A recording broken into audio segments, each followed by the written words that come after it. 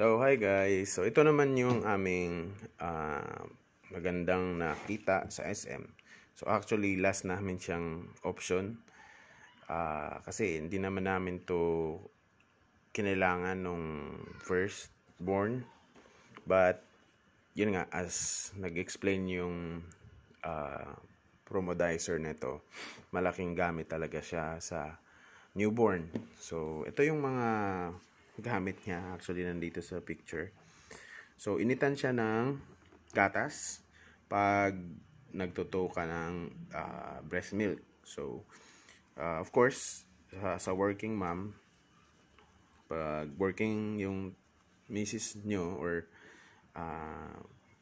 mami, kailangan mag-pump kasi masakit sa dede and kailangan i-store yung milk, then pa-inom kay baby.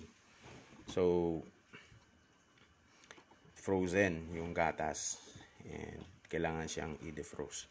So, before, nilalagay ko lang siya sa maligamgam na tubig. And, okay din naman yung ganun kasi may initan naman. But this time kasi,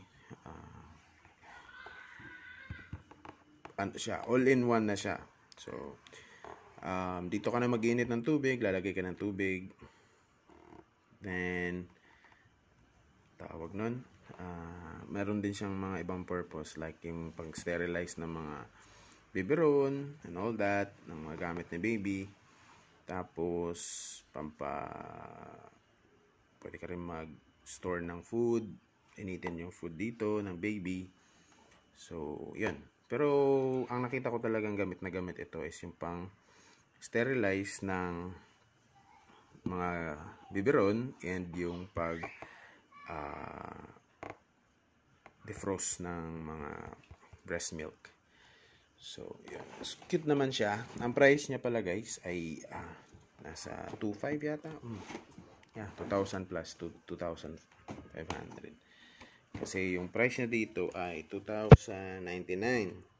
Pero sabi ni ate kasi naka-sale ito. So, baby company din siya.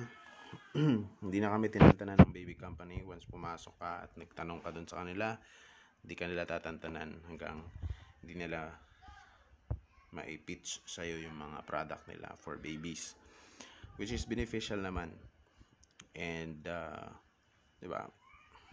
Di naman kung may budget naman for your newborn, then why not try it? This make it easier. May tong siya, may ganyan. So, juicer. So, may juicer din pala siyang kasama. So, ito yung ano niya, sterilize, egg boiler. So, pwede ka mag ng egg, papakain mo kay baby. So, maraming benefits ang product na ito. So, hindi ko muna siya bubuksan kasi hindi pa naman siya gagamitin for now. Ang cute din ng lagayan niya. So, soon paglabas ni baby ay bubuksan natin. Good thing dito kasi may mga freebies din siya. So, ito yung freebies niya. Ayan.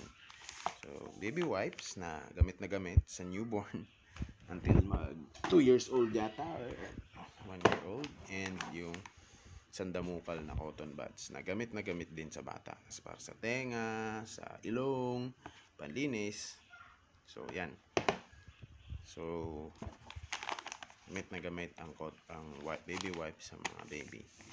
So, hypoallergenic din ito and ang cute ng nasa yung design. So, yan. Check nyo rin ito.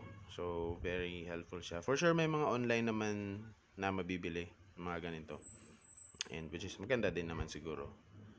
But, since nga na may voucher kami. So, ginamit namin. So, check nyo rin to guys. Yung, tawag nila dito. Heater.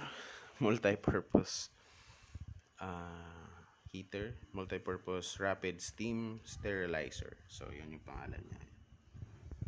So, yan. Yun yung mga products and items na preparation for our little newborn, halal.